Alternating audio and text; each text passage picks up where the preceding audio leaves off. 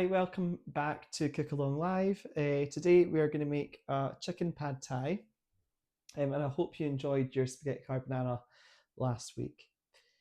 So in your pack you should have brown sugar, fish sauce, a pepper, spring onions, carrot, chili, garlic, 2 eggs, 2 lime, oil, bean sprouts, and some rice noodles.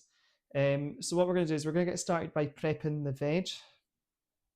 So it's all thinly sliced, kind of a pad thai's it's the Thai take of a stir fry, really. So what we're going to do is we're just going to take the ends off the carrot. You're going to peel the carrot like you would normally do. Oh, I find if you start doing the veg first, then it means you only have one chopping board to clean at the end, because you can use it then for the chicken afterwards. So just when you're cutting the veg, kind of going down the way. It really doesn't matter kind of how neatly you can cut your veg. Just try and make it as thin as you can. The thinner the veg you do, the better it looks, really. At this point, I would also boil your kettle for your noodles, because we are going to put them on very shortly. So I think what we'll do is we'll put our noodles on once we have prepped the veg. So once you've cut all your ones that you think, really it should be like this thin. So you can see it's quite thin. Pad thai is a great way to obviously kind of put your veg into a stir fry, especially leftover veg. We always say that doing stir fries is a great way to use veg that's just about to go out. So we just cut this up into thin strips, and then we will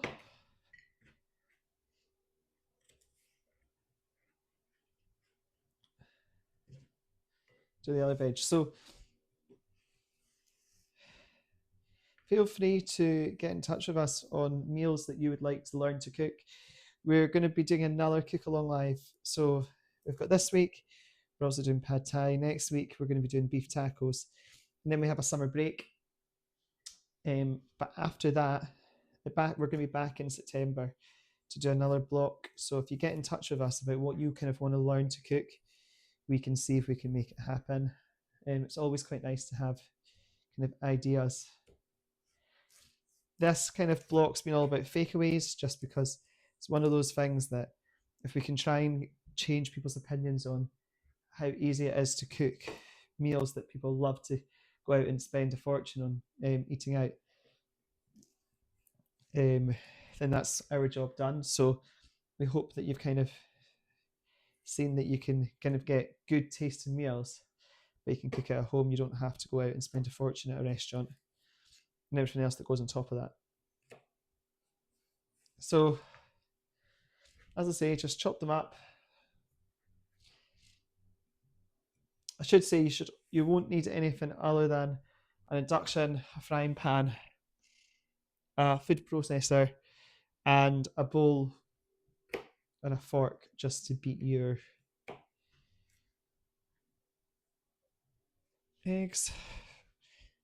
Right, that's the carrot done. I'm just going to kind of clear all this stuff away, then we'll move on to the pepper. Okay, so now we've done the carrot, we're now going to move on to the pepper. Same thing again. Oh, just forgot a knife. So same thing again, as we're kind of just making sure it's nice and thin. So just go down around the pepper, making sure we don't have the seed bit. We just go round and go around the pepper even more. So it should be left like that. And then you've got 4 or 5 parts of the pepper to cut up. And again, it's just nice and it's as thin as you can and as thin as your knife can make it.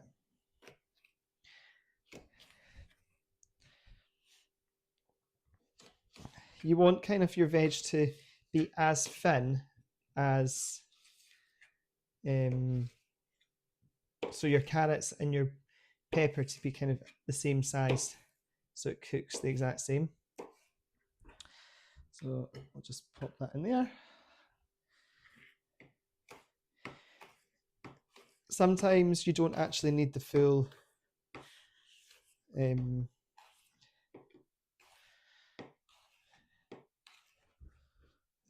veg. So if it says 1 pepper, sometimes you don't actually need the full pepper. This pepper is actually quite big, so I'm just going to do 3/4 and then leave the other bit lying out. Okay, let's move on to spring onions. Again, these are thinly sliced. You kind of want to take about 6 spring onions, depending on how big they are. These are pre-washed, and I've washed them again just because sometimes spring onions can get quite a lot of dirt in them. You just want to take the tops off them.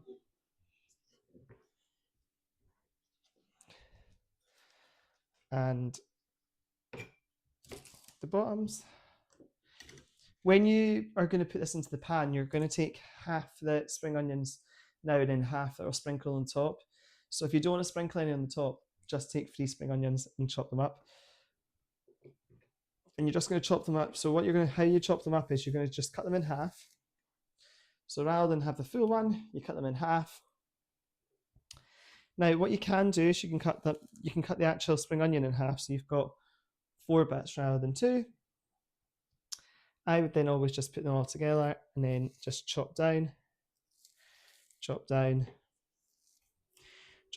then you've kind of got thinly sliced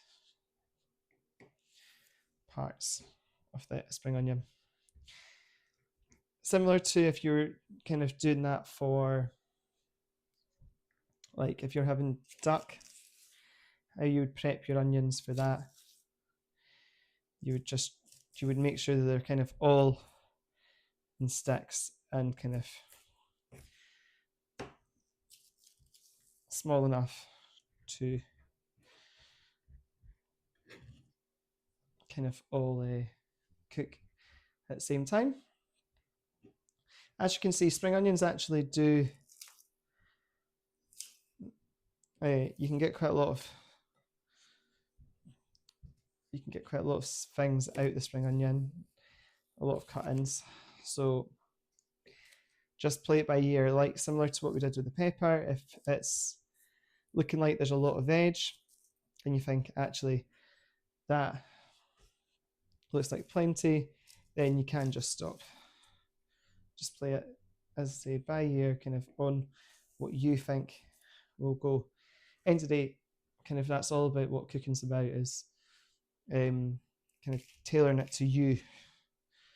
I know working at the Penny Pit, we kind of, even though we have recipes and we do follow sometimes it's all about ad-libbing and kind of seeing how a recipe kind of unfolds and doing your own slant on this recipe. So just, as I say, chop up the spring onion just like so.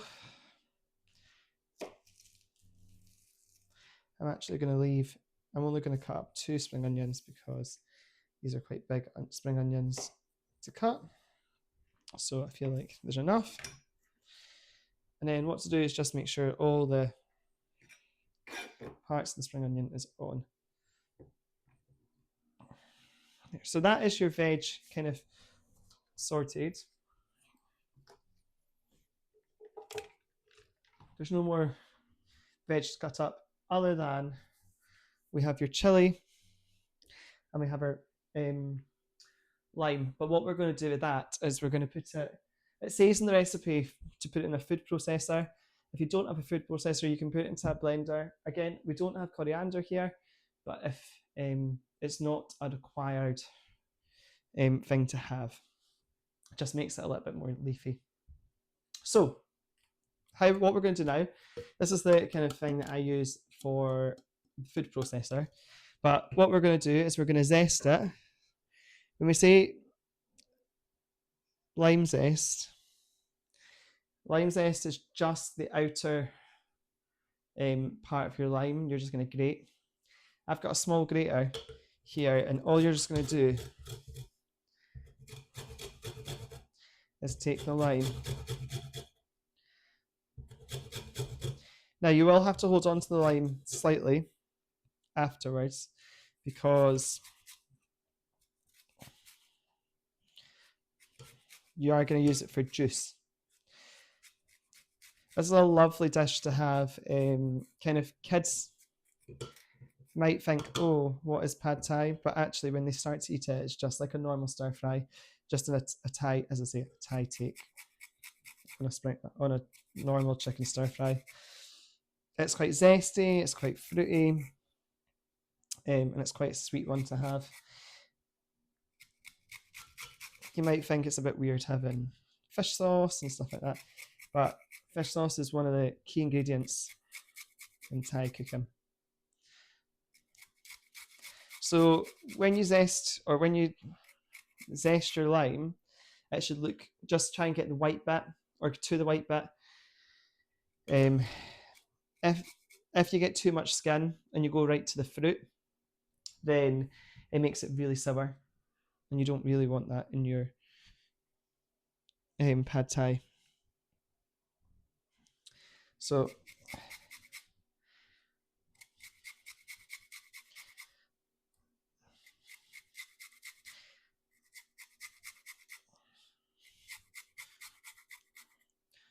just going round the lime, getting all that zesty goodness in the lime. As I say, this is kind of when your kettle should be boiling, or should have finished boiling actually, for your noodles, which I'm just about to show you how to make as well. These are slightly different noodles to what you would use if you're using like egg noodles for a normal Chinese stir fry. So they are slightly different. Cool. What you're going to do is you're going to put all that lime shavings into the thing that's going to get food processed. Keep your limes there, because you will need to juice them for the actual pad thai itself. Along with your lime, you're going to add in a full chili. Again, it's not going to kind of blow your socks off as such, but you do kind of want to have a nice kick to it. Dependent on kind of your preferential taste, you can maybe add more or less chili. Just make sure you don't add the seeds. And then you're just going to roughly chop it, because it's going to get blended anyway. Same caveats that kind of go with with chilies all the time is don't touch any of your eyes or any other parts of your body when you've got. Make sure to wash your hands first, just because it isn't very nice. And even when you're cooking around kids, just make sure to instruct them that as well. So that's the chili in. Then you're going to go to the garlic. Again, just roughly chop the garlic up. Doesn't have to be exact. The good thing about a good food processor is it does all the work for you. If you don't have a food processor, it's not the end of the world. All you're kind of doing is making a paste with it. So you can just finely chop. If you finely chop it, it will take longer, but you can just finely chop, and it gives you the same result.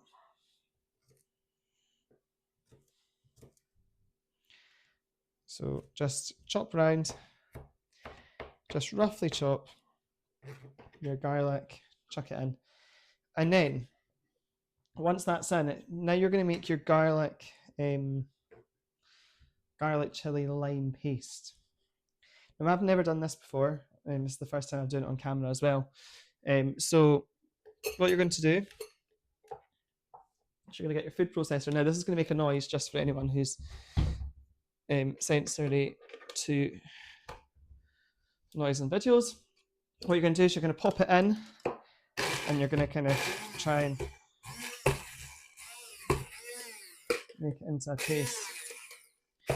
Now, this doesn't look like it's working. It's too dry, but we'll see. If it is feeling too dry, now, to me, I think that is too dry. What you can do is you can add some water. So I'm going to go get some water, then I'll be back. Okay, now that I'm back with some water,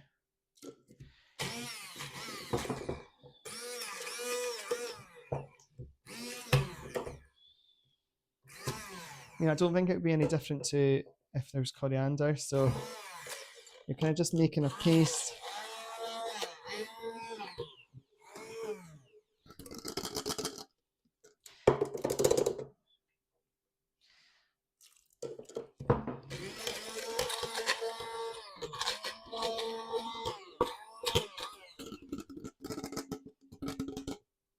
Right, so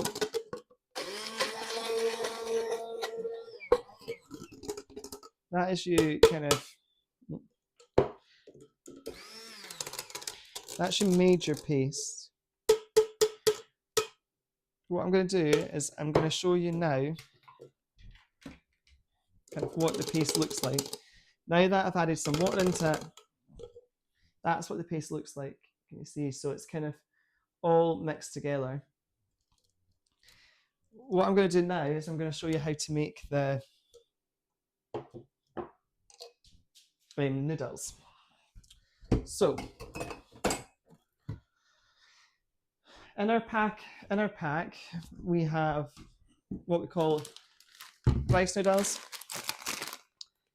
So you're just going to open up.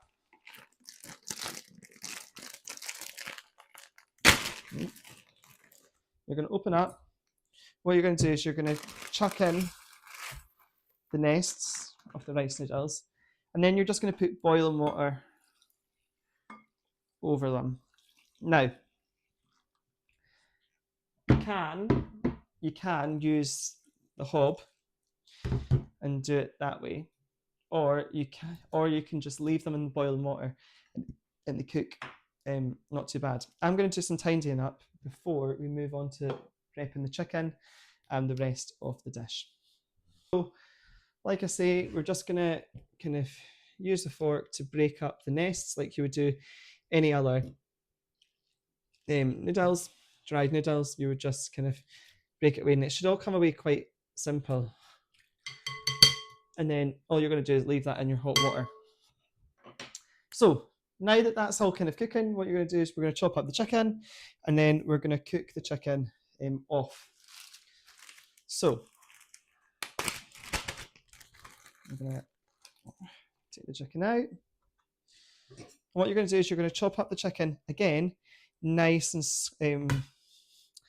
thinly.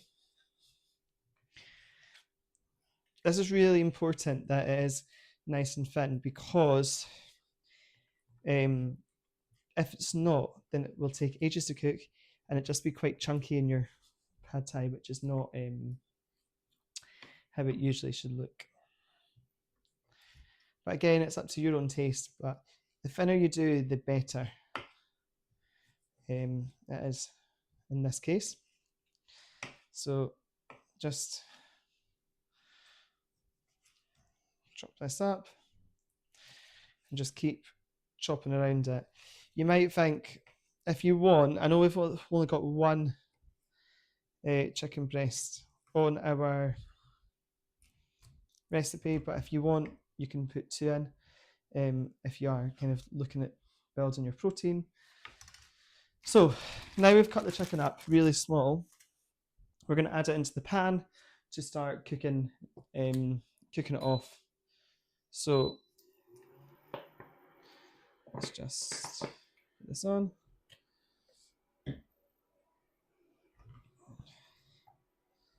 And then all you're going to do is you're going to heat the oil.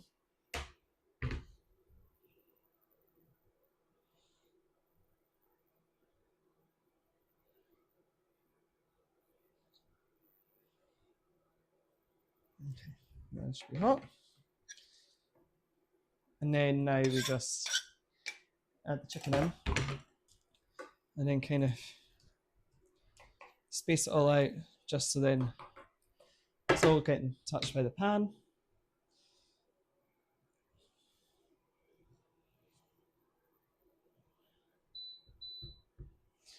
It's just heating up nicely. So when that's getting done, you're kind of only waiting for the chicken to kind of start cooking. When it turns white, and you know it's fully cooked when it's hot in the middle as well. So you want to fully cook the chicken.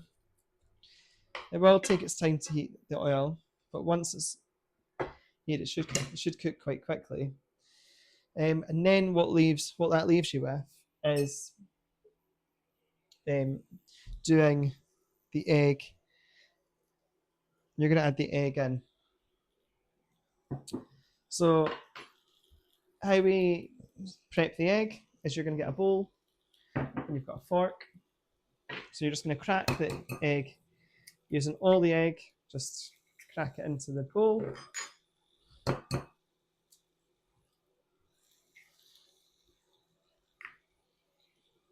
And then with your fork, you're just going to mix the egg all in together, the yolk and the whites. You'll need this come the end of the recipe. We use the egg to kind of make a scrambled egg within the noodles. So now what we should have is you've got your paste of your lime, chili and garlic. You've got your veg. You've got your noodles, and then you've got your egg. And you've got your chicken cooking away really quite quickly. What the recipe does say is use a wok or a big frying pan to cook this. This is the biggest frying pan that I've got that works in our inductions, but I would normally use a wok to cook this.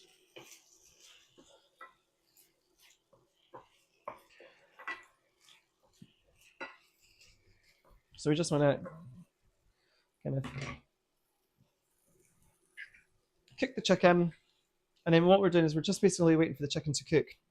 So I'll come back once the chicken is cooked, and then we'll start looking at how to make the dish, finish the dish. So actually, when the chicken is still cooking, we can do one last thing before we wait for the chicken to cook. Whilst we're waiting, you're going to start to prep the kind of sauce that we use in it.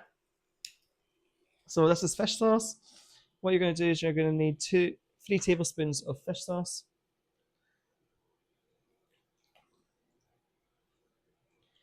You might think that is a lot of fish sauce, but it is really needed.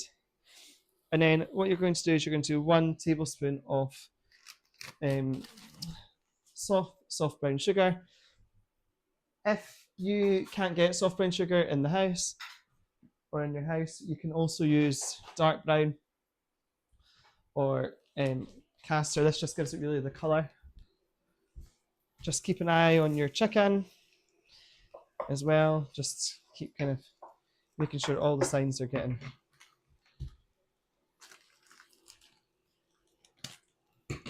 And it's just one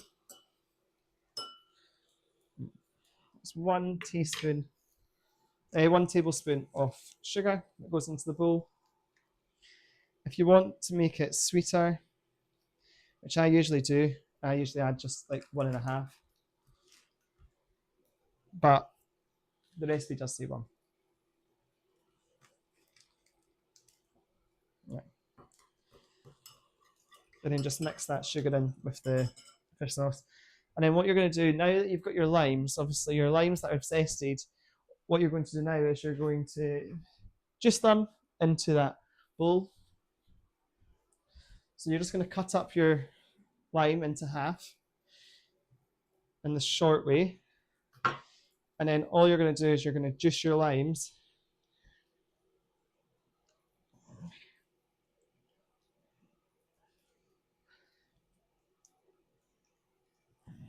into the bowl.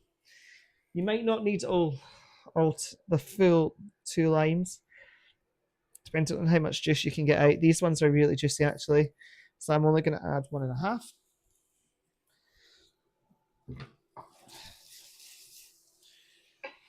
That is our chicken nearly cooked as well.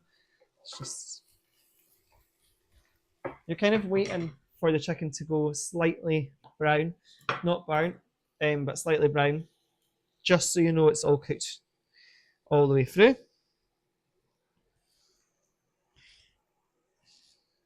And then just keep juicing that lime. Okay. So now you've got your sugar, lime, and fish sauce, your veg, and your noodles. Your noodles should be nearly cooked by now. What I'm going to do is I'm going to drain those noodles and then I'm going to come back, and that is the chicken ready to get to the next part. Now that I've drained the noodles, what we're going to do is we're going to take the chicken off the pan and just put it into a bowl just for now. You'll know it's cooked, and I'm going to show you kind of how you'll know it's cooked. By the colour of it. The colour changes obviously from that fleshy pink colour to a more brown colour, which I'm going to show you in a second.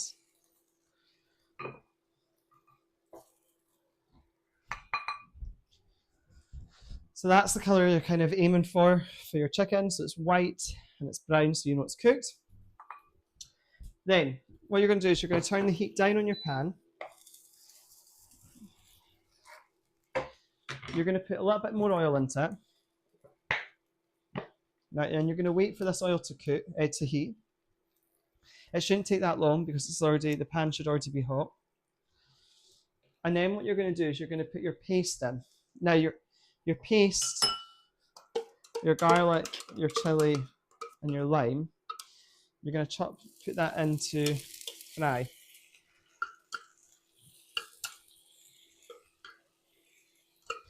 If you've got coriander, add the coriander in as well. And you're going to fry it off for a minute. So it should smell really fruity and garlicky, really. And then once you've done this, so once it's fried off for about a minute, just make sure you've got all that. It can be quite hard to have it all.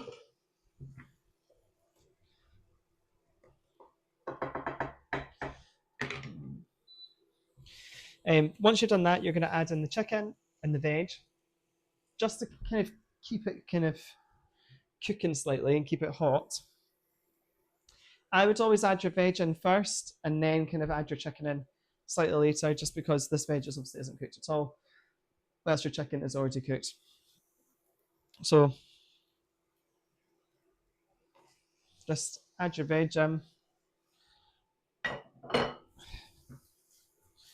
and just make sure it's covered in that paste. You just want to cover that whole thing in that paste, all that veg in that lovely kind of zesty paste. It should kind of wilt down slightly. The veg that we're using, it won't always be that full. My advice for using bean sprouts is always make sure the bean sprouts are fully cooked. It is common to get food poisoning from bean sprouts if they aren't completely warmed through. So at that point, you kind of want to add in your bean sprouts too. Now, like I said before, I would usually use a bigger pan because this isn't a big enough pan for all the stuff that's going to get added in.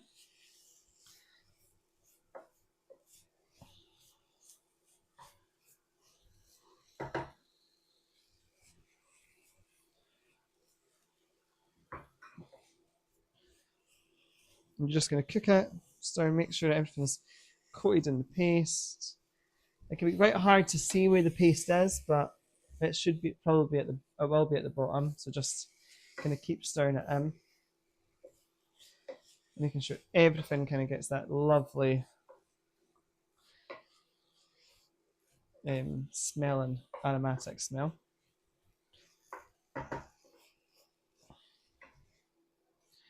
Once you have cooked these for about 2 minutes, the veg, we're going to add in the noodles and we're going to add in your fish sauce. So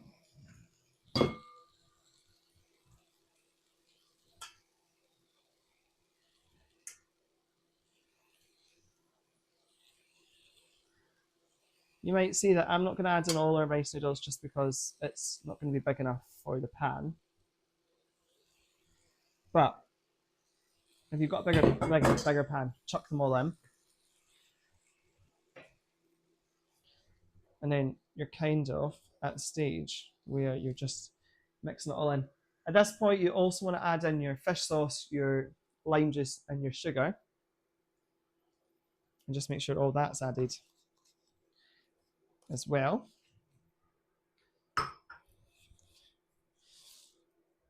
Now, because you're adding cold ingredients, it will take a bit of time to heat back up.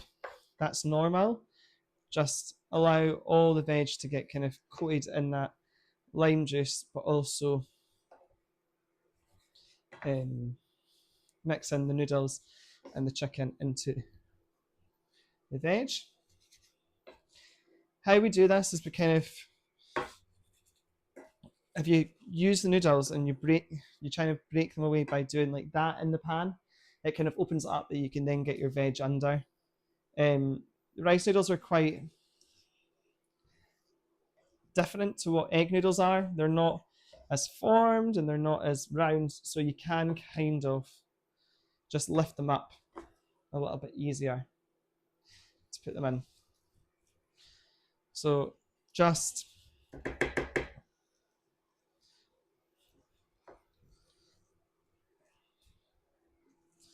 and just keep it on the heat. Just keep it on the heat. I would put it at high heat now, just because you want to get it back up to temperature. You don't need anything else other than you're going to have obviously use your egg. So just make sure the egg's all mixed in. What you're going to do after the veg, after about a couple of minutes, again, once your kind of noodles are hot and the veg is starting to cook, we're going to add in some of the egg. The egg is kind of how you're going to do it is scramble the egg into the pan. How I would normally do this within dishes and within stir fries and egg fried rice is you kind of, on the pan, you try and get all the ingredients that are left in the pan to one side, and then you're just going to pour it in to half, and then you're just going to scramble it. Once you've started to scramble, you want to just keep going round, chopping up the egg, so then it cooks.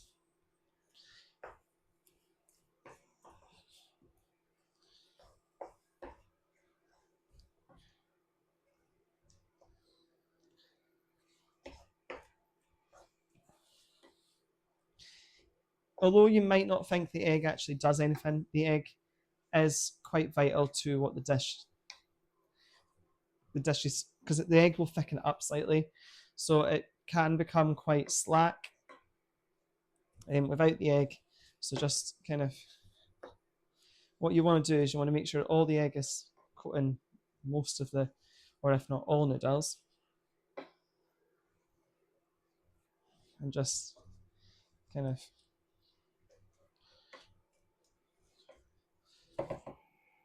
now it should smell really kind of limey and fruity. That's what a good pad thai tastes like. As it kind of says on the recipe, we haven't put peanuts into this dish or into your packs, but you can use peanuts. I quite like when you go and have a pad thai at a restaurant or when you have pad thai at home, but not from scratch. Is having the peanuts chopped up and you can just sprinkle it into the pad thai. It makes it more of a crunchy kind of texture. So you've got your soft noodles and then you've got a bit of a crunch with the nuts. It's completely up to you whether you put it in. If you've got a nut allergy, don't add it in. But I mean, it does make the dish a bit more of it takes more of a texture to the dish than what you would normally have. So once that egg is cooked, you're kind of just making sure the bottom of the pan doesn't stick. And you're just waiting for all the veg to kind of cook away.